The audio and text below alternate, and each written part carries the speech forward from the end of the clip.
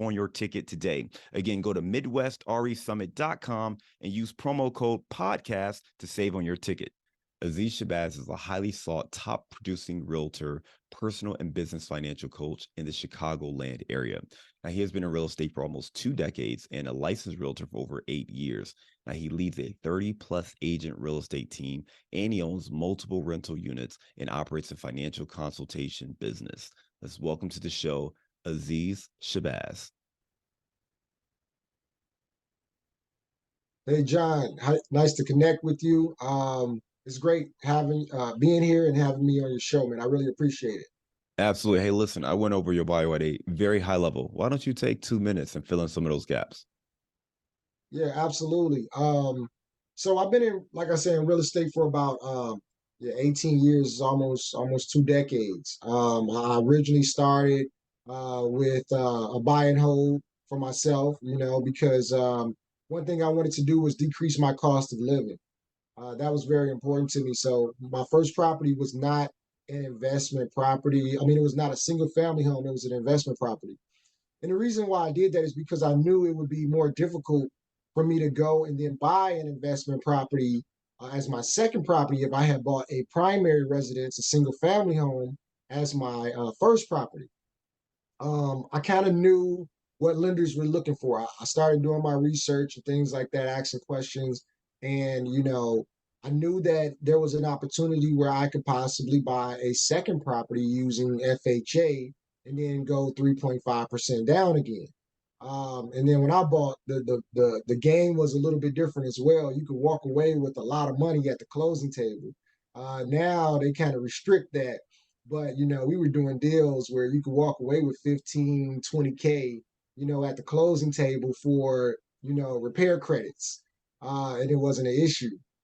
But then when the market crashed in 2008, all of that kind of changed. So I was able to buy my first property. I lived in one unit. I rented out the other unit. One thing that I did, because I know this is a kind of based around investing, so I throw some little investing things in there as well too. One thing that I focused on when I bought my two unit was I wanted to make sure that the basement had sufficient height because I figured before I even bought my second property, I would rent, I would live in one, I would rent one, and then also I would end up turning that basement unit into an apartment, right? So I figured what would be easier to go and buy a whole new property or to maybe take some equity out, maybe get a personal loan. And then reinvest that back into the existing property and then make another rental unit out of it. So I did that first, which I guess would be kind of a hack. So I did that first before I wouldn't buy a property if I couldn't walk through the basement without ducking. Right. That was my thing. So um and then after that, I rehabbed that basement unit and then started renting that one out. And then I went and bought a second property um using FHA again, 3.5% down, because if you don't use FHA, then you going into an investment property, you got to put 20% down. So I was able to go FHA again, 3.5% down, and bought that one really cheap because it was like the market was almost at the bottom at that point.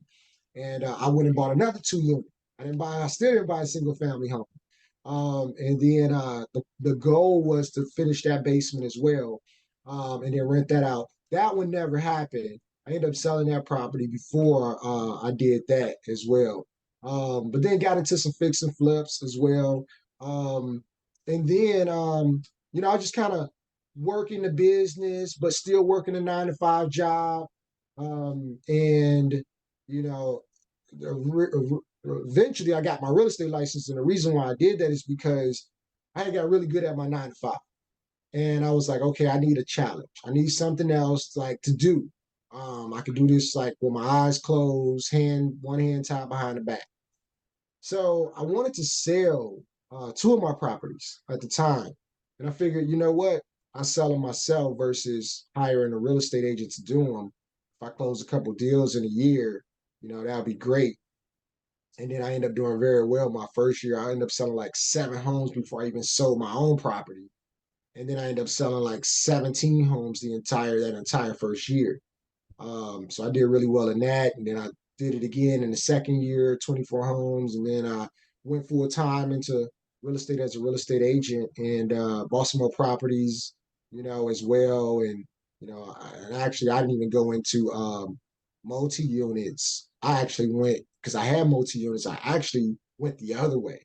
I actually went into some single family townhomes, actually. So, I like multi units, but you got to buy the right multi units. I like single family and attached properties, but you got to buy the right ones, right? So I kind of did a little bit different, but yeah, and started my own brokerage, started building a team, and always looking to work smarter, not harder, and just kind of leverage up and then show other individuals how to do it as well so you can create the duplication within your team and within your organization. The model that we have, everyone can be at the top. Everyone can actually win. It doesn't just have to be one person at the mountaintop. Everybody can actually, we create a culture and organization where it's conducive for everyone to succeed, not for individuals to just play a role. Right. Yeah, So, Aziz, you gave some really good insights on your background, right? Just to recap some of that. So you started investing yourself, man, with the house hack strategy, buying a duplex, living in one unit, renting out the other unit. That's exactly how we started. And I tell everyone all the time, if you want to get started in real estate, I think that is one of the most effective strategies you can use.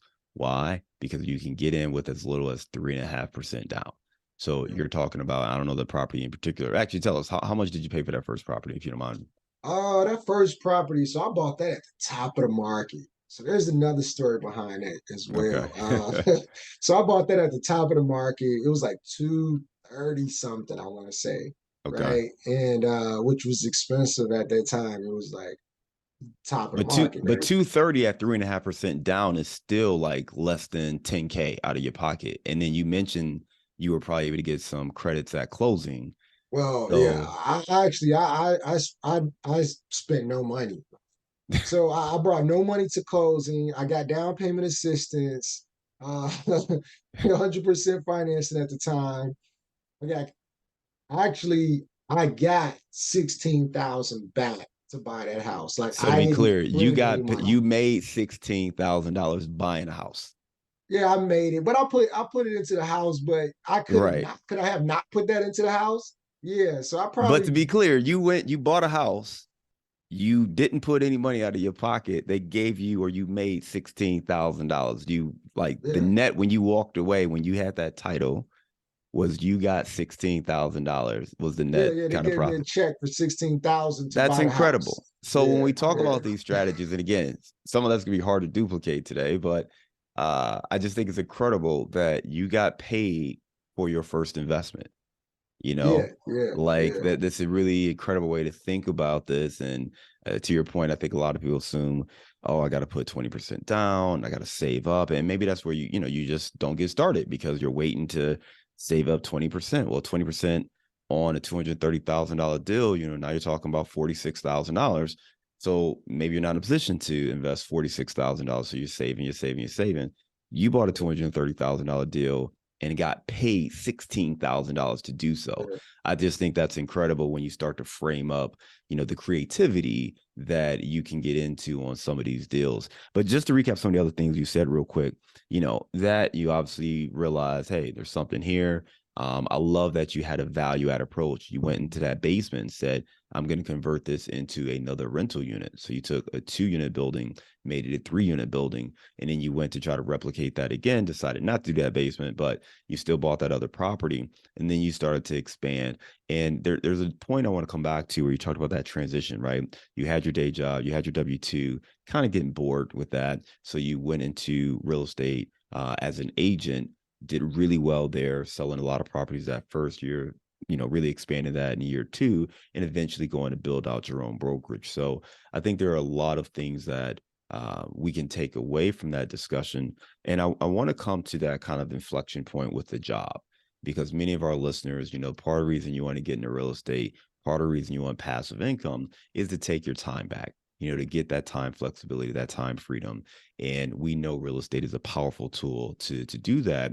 And the question I get often is, hey, I want to get into real estate. I want to be an investor. Do you think I should get my real estate license? How do you respond to that question? Yeah, you shouldn't get into real estate or any business, I would say, just for money. You should really look at the business to see if it's something that you like and enjoy doing. So people have been telling me to get into real estate for years. You should be a realtor. You should be a realtor. And I was like, no, I'm cool. I just like doing my own thing. I was like, I don't want to pick anybody up, put them in my car and drive them around. It's like, I'm not really, at that point, I was like, I'm not really a people person, any of that, right?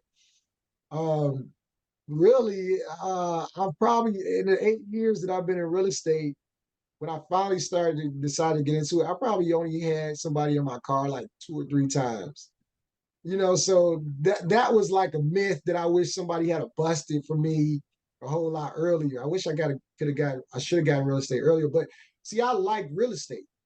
I like the idea of real estate, and you can be successful in anything, in my opinion. There's so many different businesses you can start in America or any country, but what do you like to do? What captures your interest? I liked real estate. It was something that came to me very naturally. I like to understand if a contractor came to my house, what they were doing and how do they do it, and what the cost was, and how much materials cost, and how do they build this, and electrical, how does that work? So I kind of like that stuff already. So I had a feel for real estate and knew that I like to do it.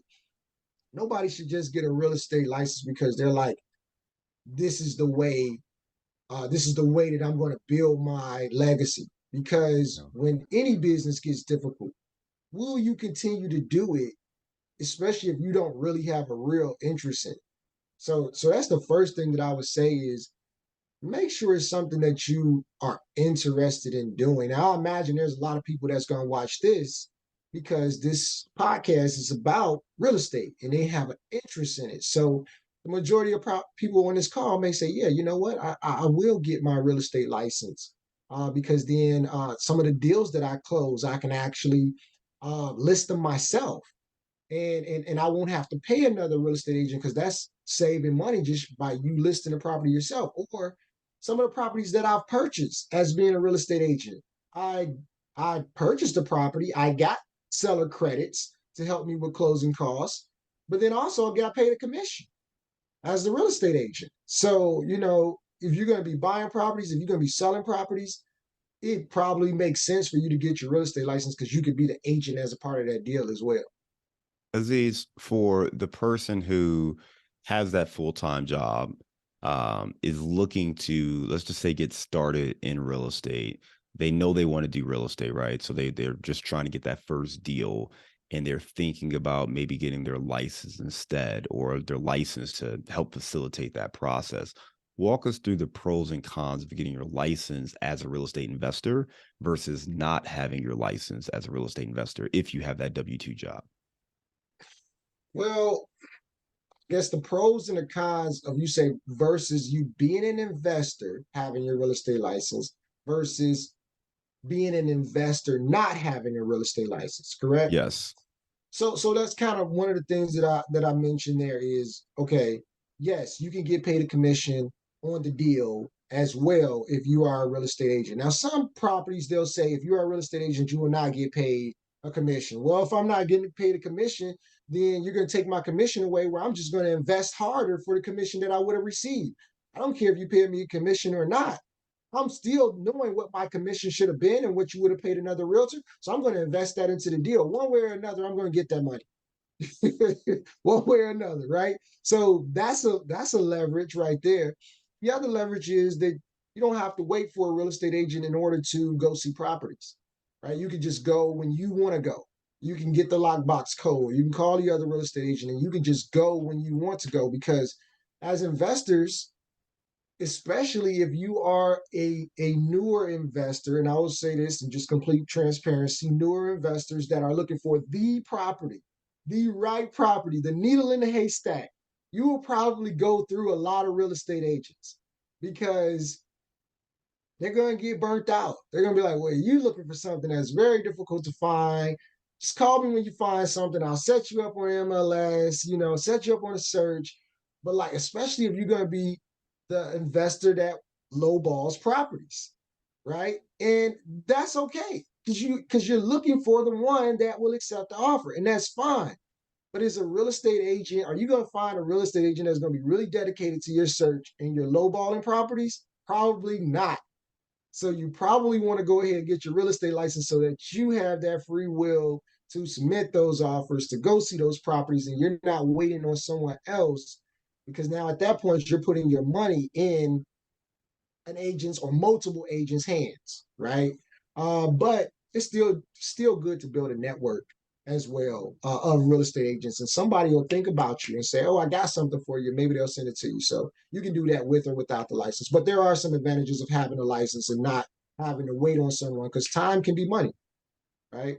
So vice versa. On the other side, that's the con, right? If you don't have your license, then now you can't get paid the commission. Now you have to wait on a realtor. Now you have to wait for another realtor to write your contracts, etc. Um, Having access to the MLS is good.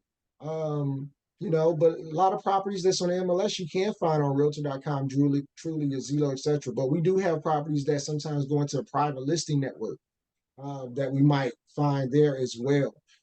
Another pro of being a real estate agent, a licensed real estate agent, and an investor, right? Potentially, you may be doing wholesale, right? That's another level of investing, different niche of investing, right? And you may be doing wholesaling. Well, it's good to, in some states, require you to be a licensed real estate agent as well. That's another thing.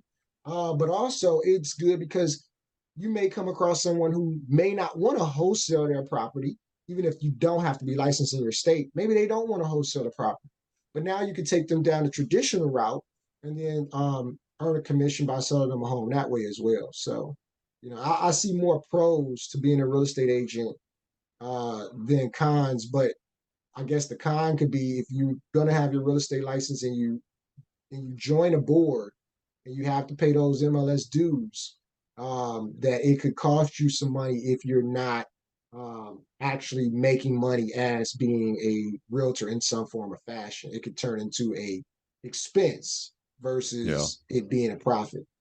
And Aziz, I think the other thing that could be a con that you kind of alluded to from yourself is like people don't necessarily want to spend their time driving around other clients looking at properties. So talk to us about that because I mean, the math that I think we have for you is like 18 years in real estate, 8 years as kind of a realtor.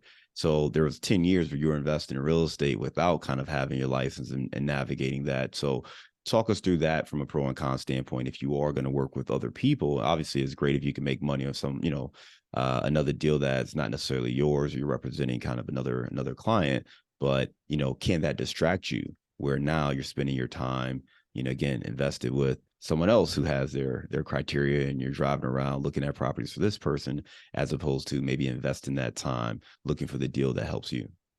Yeah, yeah. So, my experience with that, like I said, if you're on the buy side and a realtor is busy, they're going to put their time where it makes more sense.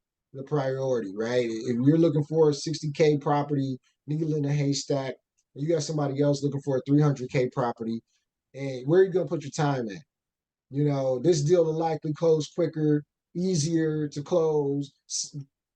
15, 20 properties on market that they can actually purchase versus the needle in the haystack. The realtor is going to work with what makes more sense for their time because realtors don't get paid by the hour or by the showing. They're getting paid by the deal that's closed. Um, so that's one side of it. And then what was your other question? You had another piece to that question. Yeah, just working with the investors and making sure you don't get maybe distracted, I guess, because now you're kind of spending a lot of time working with other clients. They don't have to be investors, it could be people buying houses.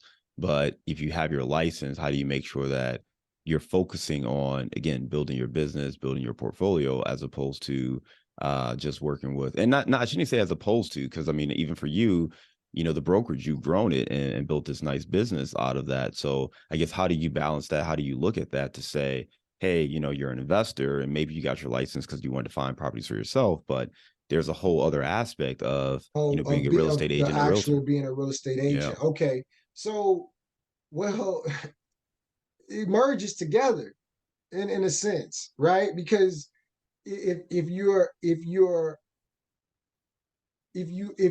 working with clients that are buying first time buyers, etc., right? And they're just buying a turnkey home where they can just move in, right? But then you're an investor yourself, right? You're going to be out looking for properties for yourself because that's what holds your interest as well as you being an investor, right? You're not going to forget about that piece, right?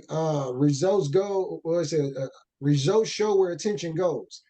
If your goal is to invest, you're gonna have yourself set up on a search, just like you have your client set up on a search. You are your client at that point, right? So you're going to be aware of what properties pop up, and you're going to be your primary investor at that point. So something may pop up. You might have another investor that might want it, but you want it more.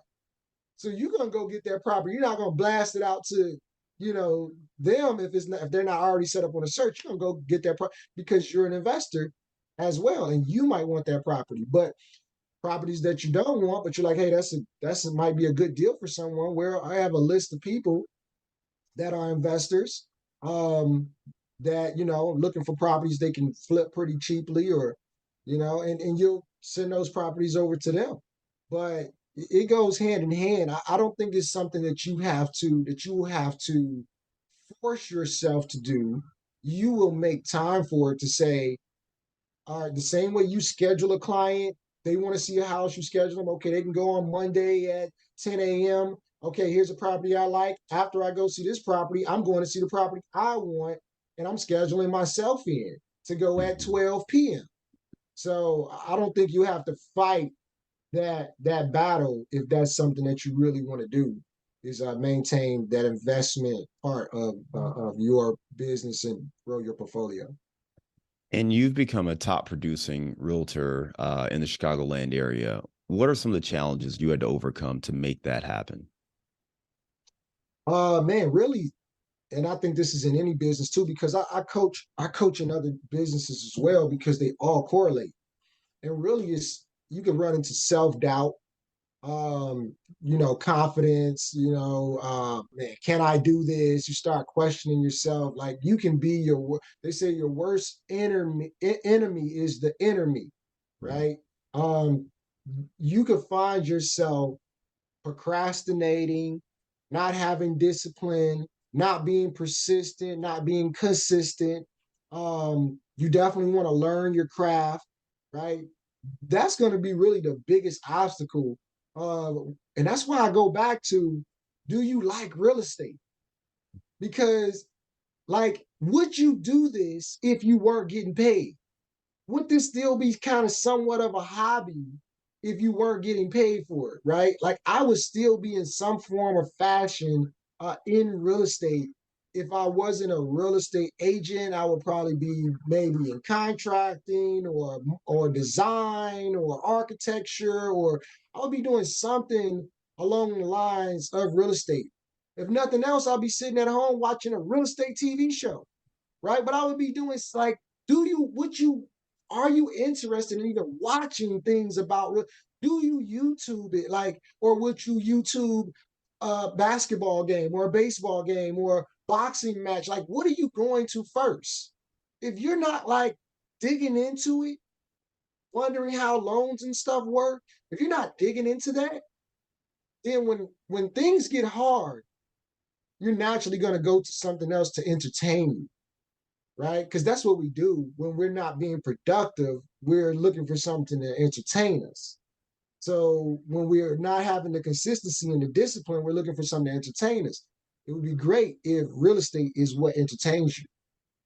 Aziz, I want to say what you said a little bit differently because I think it's amazing. Actually, I'm not going to say what you said, but what you did get at was, do you love real estate? And if you love real estate, then you're going to find ways to invest, you're going to find ways to make this thing work and to overcome whatever challenges you face. And that's helped you become a top producer. I also would say to people that it's okay if you don't love real estate and you just like the perks that come from real estate. And that's one of the reasons I tell people all the time that you may want to consider passively investing before building up and becoming a landlord and buying your own properties, because you should figure out how much do you actually like the real estate part. If you really just want a little bit of cash flow, passive income, the appreciation potential, the tax benefits, the diversification, you can invest passively with groups like ours in these kind of deals. Or you could be a private lender on, maybe an investor that like Aziz has. But there are ways to invest in real estate without taking on the active role and being responsible for everything. So if you don't love it, it's okay. You can still make money in it. But if you do love it and you want to be active and you want to be hands on, that's great too. But be honest with yourself. Don't go into it and realize you really don't care, but now you've got to drag yourself to the property to deal with an issue, and now it's a burden, and now you're talking about how you wish you didn't own this property or real estate sucks or whatever. It's not that. It's that you didn't have the right energy to take advantage of the opportunities, and you weren't being honest with yourself and what you really wanted to do. So just take inventory. You just listen to yourself, listen to what Aziz just talked about. If you love it, if you were, your pastime is watching HGTV and you just can't, spend enough time on bigger pockets or listening to podcasts, whatever, great, go all in. But if that's just something you're doing to educate yourself and you have other things you want to do, consider other ways to invest. And then you can continue to challenge that. If you grow that passion and want to do it more, great. Just like Aziz. I mean, you started with, your properties, that duplex, and you started buying more properties. But it wasn't until, year 10 that you said, okay, you know what? I've been doing this for a while now. I want to go all in. I want to leave my W-2. I want to focus only on real estate. And you made that commitment. So I think a lot of times investors want results immediately, and you want to have that property, you want to have that portfolio, you want to have the income, but it takes time. And it's okay for you to develop that passion or to learn more about yourself over time, as opposed to running so fast, buying his properties and realizing that maybe this isn't something you're really passionate about to get through those tough times. Because it's great when everything is great, but when you face those tough times, that's when it's really going to test your level of passion and commitment. Yeah, I completely agree with that, man. Because yes, if your goal is to be successful in it and be engaged and be a real estate agent and be an investor and you going out there finding properties and you going out there being a wholesaler, yes, you gotta like it. You gotta enjoy doing it, right? You gotta have a passion for it or some level of passion for it. But yeah, if you want to just be like an investor, like, hey, like I got some people that do some fix and flips, and I'm just gonna invest some money into it. Okay, that's a different story. That's just you placing your money, like if you were placing it in a CD or a mutual fund or stock, or right, you got some level of interest, but not really. But hey, I just want you to take care of the stuff over here, take care of it. Well, then at that point, it's not really necessarily having in a passion for real estate, but you should have a passion for the systems and the structures and what's going on with your money when it gets over there. How good are the contractors, etc. You should be diving into the infrastructure of this system that is just revolving around real estate. Because you like Warren Buffett, he says, man, I don't invest in anything that you don't know about. So at that point, you don't have to love it, but you should know about it and know about it, very well, else you're blindly putting your money somewhere. Because every investor that you invest with, if you're a silent investor, it's not a good place to park your money just because they're buying a house. Yeah, I love that because you're right. The point is, if you're going to invest, you still need to understand the investment. You still need to be able to identify any potential red flags. You want to understand where the risks are and how can you mitigate those risks so you can make the right investment choice. It's not just blindly throwing money because it's real estate. No, all investments have some level of risk. Real estate is no different. And to understand those operators, their business plan, the team they have, all those things are going to help you navigate it. So you still need to have some level of education to make these decisions, even if you're not that passionate about the actual construction or whatever it is with real estate. These really great points there. I know that you help coach investors and folks trying to get started, whether it be with home ownership or getting their credit together and just kind of starting to scale their portfolio. Tell us a little bit more about kind of the people you are uniquely positioned to help. Yeah, I mean, so we can help anyone that is really looking to purchase a property. I mean, even on the commercial side. So I'm not an expert on commercial, but I have a team and I have experts in commercial, right? So we can help people there as well. And that's leverage too. There's so many different ways that you can help individuals and earn an income in real estate. It's not just one lane. It's so many different lanes, and you can partner with others and leverage and what someone else knows. And you got to have a certain insurance for commercial, and like so. But you can leverage all of that by collaboration, right? So we can help a lot of people from all walks of life. First time buyers. A lot of people don't realize that they can buy with a 580 credit score, right? So we can help individuals purchase. You don't need a 700 credit score to be able to purchase. 640 credit score, that can get you down payment assistance. If you can get down payment assistance in a combination of seller credit being negotiated, you can still, in this market today, still walk away from the deal without bringing any money to the closing table, right? Because there's down payment, there's closing costs, and then that equals funds to close, right? What you actually have to bring to the closing table. If you can get down payment assistance and you can get seller credit to cover your closing costs, then you can not bring anything, little to no money to the closing table. So it's still possible. It's just not possible to walk away with the big checks. Um, coming through as repair credits or closing credits. Um, Also, another thing people can negotiate, they forget about this. You can negotiate your price, you can negotiate your seller credits, but also you can negotiate your tax prorations as well, right? We've seen extra additional tax prorations put into place, to get some extra money back that can now go towards the funds to close. Yeah, individuals that want to buy single family, they want to buy condos, they want to buy townhomes, 2 units, 3 units, 4 units. Most people don't realize this, but it's still considered residential up to 4 units, right? Meaning you can go to a lender that can get you a 3.5% FHA loan up to 4 units. After 4 units, now it's considered a commercial loan, 5 units or plus, and now that's a different type of loan. Another thing people don't realize is a mixed use property where 51% of it is residential and 49% of it is storefront, commercial, is still considered residential and can still use a 3.5% FHA down payment first time buyer program. It's still residential because 51% of it, of the square footage, is residential versus the 49% commercial. So we can help people get storefronts for barbershops, for beauty salons, for therapeutic health care, and things of that nature. What I'm thinking? Physical therapy, right? All different types of businesses. We can help them as well.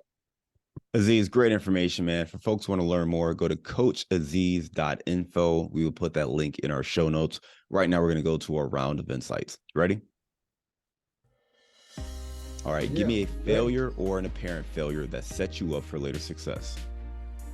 Failure or apparent failure that set me up for success. I got a couple probably.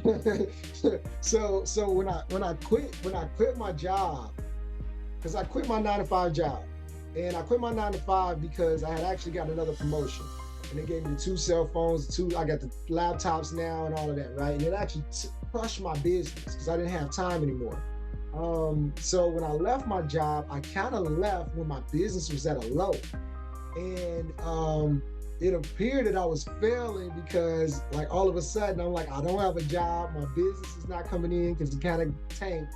I'm trying to regroup and gain this back, and I was this close, having those second thoughts. That's why I say the enemy is the inner me, right? And I was this close to actually door dashing and trying to do Uber, and something just hit me, and it's just like, man, what are you doing, bro? What this is what you quit your job for, to be a piece of man, right? That's what I said to myself. No offense to anybody at DoorDashes, right? But this is just me talking to me, right? And that wasn't my standard. And I just doubled down, and I hit up everybody in my phone. that day, and Facebook, everything. And then I ended up picking up 2 buyers. So I said, that's when I came up with the term and phrase or mantra or whatever, theory or whatever, is that when when things are when things get bad, you have to put in double the work. Don't retreat. Dig in 2 times as much, right? And just go harder, and you'll pull yourself out of the mud. Love it, man. Give me a digital or mobile resource you recommend for your business. A digital or mobile resource: Google, YouTube, Facebook, Instagram. It's all free advertising, but Google and YouTube, man, are great sources for information. So I use Google and Facebook and YouTube a lot as resources. And one other thing I was saying, man, this is great. This is really great to have. I forgot what it was. It was my calculator, my mortgage calculator. It was another thing. I just said this last week. I can't remember exactly what I said. I said, man, they have no idea how good or how much people use this. But I would say Google, YouTube, and social media. Give me the book you've recommended or gifted the most in the last year. In the last year, I haven't really gifted any books. I got a couple books here though. This is The Plan, Rico McCambry. I got Untrapped. I got Building an Empire by Brian Carruthers. Think and Grow Rich, that's in the other room. But Think and Grow Rich was a book that was a turning point for me. And I read that book probably around the age of 22, 23, 24 years old. And that was really a